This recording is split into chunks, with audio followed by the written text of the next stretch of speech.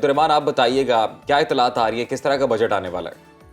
बिस्मिल्लाहिर्रहमानिर्रहीम, बहुत शुक्रिया आपका राना साहब। बात यह है कि पाकिस्तान के अंदर हमेशा हुकूमतें क्लेम करती हैं कि हर बजट गरीब दोस्त होता है, मगर हकीकत यह है कि पाकिस्तान में आज तक जितने भी बजट आए हैं और ये जो नया बजट आज हम सुनेंगे, ये गरीब दुश्मन बजट है, ये किसान दुश्मन बजट है, ये मजदूर दुश्मन बजट है, ये तनख्वाहदार तबके के खिलाफ एक खुलेआम ऐलाने जंग है, एक माशी ऐलाने जंग है।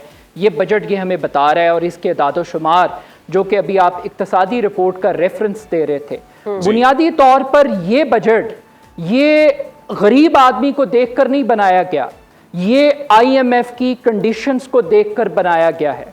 इस बजट को आप IMF फ्रेंडली बजट कह सकते हैं, इस बजट को आप अशराफिया फ्रेंडली बजट कह सकते हैं, मगर इस बजट को आप आम आदमी का बजट नहीं कह सकते। ये बड़ी बदकिस्मती की बात है। अभी ज़ईम कादरी साहब ने बहुत इंपॉर्टेंट नुक्ता उठाया कि आप ये जो हुक्मरान तबका है, ये जो वज़रा हैं, ये जो एक्सपेंडिचर कॉस्ट इनको रखने पर आ रही है, अगर इस मुल्क में सारे फैसले IMF ने करने हैं तो फिर इस वजारत खजाना की हमें क्या जरूरत है? इस वजारत पेट्रोलियम की हमें क्या जरूरत है? इस वजारत खुराक की हमें क्या जरूरत है? कि अगर सारी कीमतें IMF ने तय करनी है, सारे टैक्सेस का फैसला IMF ने करना है, तो हुकूमत ने क्या करना है? ये फिर तो बड़ी अच्छी बात आपने की है। ज़ईम साहब ने भी जिस तरफ इशारा किया और आपने भी इससे पहले बात की कि अशराफिया का बजट है, आम आदमी का बजट नहीं है ये।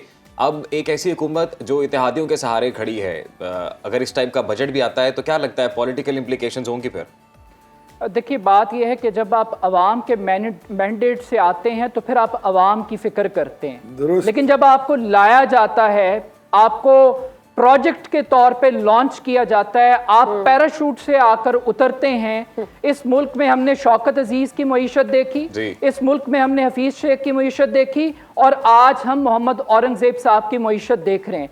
इस मुल्क में हमने डार इकोनॉमिक्स भी भुगती हैं, इस मुल्क में हमने तब्दीली सरकार भी भुगती है। इस मुल्क में कभी आज तक जेन्युइन पाकिस्तान में पॉलिटिकल लीडरशिप इमर्ज नहीं कर सकी जिसका ताल्लुक अवाम के साथ हो। ज़ईम कादरी साहब आपके साथ बैठे हैं, इनसे पूछ लीजिए आज अगर ये इलेक्शन लड़ना चाहें तो इनको कितना सरमाया दरकार है? जी, लेकिन मैं एक और नुक्ता उठाना चाहता हूं। अशराफिया की हम बात कर रहे हैं, बुनियादी तौर पे पाकिस्तान में दो मईशतें हैं, एक हुक्मरानों की मईशत है और एक आम आदमी की मईशत है। आप पिछले 35 साल का ये 2 पार्टी सिस्टम इस मुल्क में चला है, 1990 से लेके आप 2024 तक आ जाएं, इमरान खान साहब को भी आप शामिल कर लें इस पूरी इकोनॉमी के खेल के अंदर। आपने कभी सुना कि इन हुक्मरानों की स्टील मिल डिफॉल्ट कर गई है? आपने कभी सुना कि इनकी एयरलाइन डूब गई है? ये एयरलाइनें हम देख रहे हैं कि वो दिन ब दिन अब्दुर्रहमान आगे चलते जाते हैं और हम देख रहे हैं कि कामयाबियां उनके सर और पांव सबको चूम रही होती है, आवाम जो है वो रोटी को तरस रही होती है। ये बताइएगा कि बजट जो है ना, ये कहा जाता है कि अदादो शुमार का गोरख धंधा है। आम आवाम या आम आदमी से जब पूछा जाए कि बजट आया है, कहाँ कहाँ टैक्स लगा है, कुछ समझ आई है? समझ नहीं आती। इसकी क्या वजह है, इतना झोल क्यों होता है इसके अंदर? देखिए, ये जो GDP और ये टैक्स रेशो और ये टैक्स सिस्टम, ये बड़ी बड़ी इस्लाहात जो हम इस्तेमाल करते हैं, आम आदमी का बजट बड़ा मुख्तलिफ है। ये पिछला 1 साल जब हम IMF की शराइत भुगत रहे थे और वजीर आज़म जो खादमे पाकिस्तान बने हुए हैं वो हमें कह रहे थे कि हमारे पास जहर खाने के पैसे नहीं है। आज उर्दू का जो सबसे बड़ा अखबार है जंग अखबार, उसके फ्रंट पेज पर मेहताब हैदर साहब की एक रिपोर्ट छपी है, ये पढ़ लें।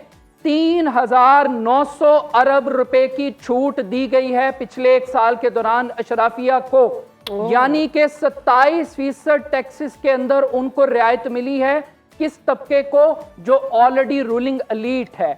ये मुल्क 22 घरानों से निकल के 2200 घरानों की जेब के अंदर चला गया है। अब्दुर्रहमान साहब, ये हम देखते हैं कि हमारे पास जैसे ज़ईम कादरी साहब हैं, आप हैं, और भी माहिर मईशत आते हैं, उनसे हम पूछते हैं बजट कैसा होना चाहिए, अवाम दोस्त बजट में हम क्या क्या चीज़ें ला सकते हैं।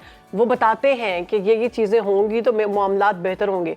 क्या ये जो ऑफिशियल्स बैठे होते हैं इनको कोई मशवरा देने वाला नहीं होता? देखिए बात यह है कि जो लोग बजट बनाते हैं एक बहुत बड़ा डिसकनेक्शन है इस मुल्क में। जो पॉलिसी मेकर हैं उनका आवाम के साथ कोई ताल्लुक नहीं है। ज़हीम कादरी साहब ने सियासतदानों की बात की, साथ में उन्होंने ब्यूरोक्रेट्स की बात की। आज आप GOR चले जाएं, ज़रा जाकर वो लाइफस्टाइल देख लें जो इस कौम के ब्यूरोक्रेट्स ने अपनाया हुआ है कि एक एक ब्यूरोक्रेट कितनी कितनी गाड़ियां रखता है, कौन कौन सी मरात लेता है, कितने मुलाजिम। एक ब्यूरोक्रेट जो कि वॉइसरे बना हुआ होता है, अगर वो DC या कमिश्नर की शक्ल में हो तो आपको पता लग जाएगा इस मुल्क की इकॉनमी का। लेकिन यहाँ एक और बात समझने वाली है कि बजट पाकिस्तान जैसे मुल्कों में अब मैटर क्यों नहीं करता। इसलिए मैटर नहीं करता कि इस मुल्क में हर रोज एक नया बजट आता है। जब आप बिजली महंगी करते हैं, जब आप गैस महंगी करते हैं, जब आप पेट्रोल महंगा करते हैं, तो हर रोज इस मुल्क में गरीब आदमी महंगाई के हाथों मरता है, सिसकता है, लुटता है। मगर हैरान कुन बात यह है कि कल वजीर खजाना ने इंकशाफ किया कि पाकिस्तान में कोई मुकद्दस नहीं है अब, और सबको टैक्स देना पड़ेगा। खैरात के ऊपर तालीमी इदारे और स्कूल चल सकते हैं मगर मुल्क नहीं चल सकता। 23 IMF के प्लान लेने के बाद हमें ये पता लग रहा है कि मुल्क खैरात में नहीं चल सकता। हम पूरी दुनिया को दावत दे रहे हैं कि पाकिस्तान में आकर इन्वेस्ट करो, लेकिन हमारे हुक्मरानों के सारे कारोबार बाहर हैं। जब आपको इस मुल्क के ऊपर यकीन नहीं है तो आम आदमी कैसे करेगा? अब्दुर्रहमान एक सेकंड, अभी देखें ये सारी बातें हुई, ये वो बातें हैं जो रोजाना की बुनियाद पर हर शख्स कर रहा है, और ये बातें ठीक भी हैं, ये बातें दुरुस्त भी हैं, लेकिन एक सिल्वर लाइनिंग कोई नजर आती है आपको? कोई उम्मीद नजर आती है? अभी वजीर आजम ने दौरा भी किया चाइना का, बकौल उनके कामयाब दौरा है, अब हम चाइनीज मॉडल को अडॉप्ट करेंगे। देखिए पॉजिटिविटी की अगर हमने बात करनी है तो सबसे पहले तो हमें सच तस्लीम करना पड़ेगा। सच क्या है, मैं एक मिसाल देता हूँ छोटी सी। एग्रीकल्चर सेक्टर ने सबसे अच्छा परफॉर्म किया है अक्रॉस दी बोर्ड, इस बात को सबने एक्नॉलेज किया है। जिस वाहिद सेक्टर ने परफॉर्म किया है, आपने गंदुम के अंदर उस किसान का माशी कत्लेआम नहीं किया। आपने उस किसान के साथ क्या किया है? आप सिंसेरिटी की बात कर रहे हैं। ये जो IPPs अंधेरे मिटाने के नाम पे इस मुल्क में वारदात डाली गई, कैपेसिटी पेमेंट के नाम पे, जो आज अजदहा बन गया है कि वो पावर प्लांट बिजली बनाएं या ना बनाएं, हमने उन्हें कैपेसिटी पेमेंट के नाम पे डॉलर्स में पेमेंट करनी है। अगर ये किसी महज़्ज़ब मुल्क में हो तो वहां हुक्मरानों को फांसियां लग जाएं। ये प्रॉब्लम है इस मुल्क के। अब्दुर्रहमान, हमें बता दें कि मईशत को बेहतर करने के लिए रीस्ट्रक्चर करने की जरूरत है और किस तरह से किया जा सकता है? ये बड़ा एक इम्पॉर्टेंट सवाल है। तमाम पाकिस्तानी, हर पैदा होने वाला पाकिस्तानी बच्चा, ये जो कल इक्तिसादी सर्वे हमें बताया गया है, 2,80,000 रुपए का मकरूज है। अभी राना साहब ने बात बताई है 12,900 अरब रुपया टैक्स हदफ रखा गया है। मैं सिर्फ 3 एग्जाम्पलें आपके सामने रखना चाहता हूँ। 2700 अरब रुपए की टैक्स लिटिगेशन है। कार्टेल्स पाकिस्तान में टैक्स देने के लिए तैयार नहीं है। 2019 में ट्रैक एंड ट्रेस सिस्टम 25 अरब रुपया लगाकर आपने कायम किया। आज की हुकूमत आके बताती है कि इससे बड़ा फ्रॉड ही कोई नहीं है। ना आप चीनी माफिया को पकड़ सकते हैं, ना खाद माफिया को पकड़ सकते हैं। आप इन कार्टल्स के ऊपर हाथ नहीं डाल सकते हैं। रिटेलर्स पाकिस्तान के अंदर ताजर 2 स्कीम इंट्रोड्यूस करवाई गई। 31 लाख ताजर्स को आपने टैक्स नेट के अंदर लेकर आना था। हालत यह है कि 2 महीने गुजर गए हैं, स्कीम पिट गई है। सिवाय 21,000 बंदों के किसी ने रजिस्ट्रेशन नहीं करवाई। तो अगर आपने इकोनॉमी को ठीक करना है, बजट बनाना पड़ेगा। 2.5 करोड़ उन बच्चों के लिए जो स्कूल नहीं जाते।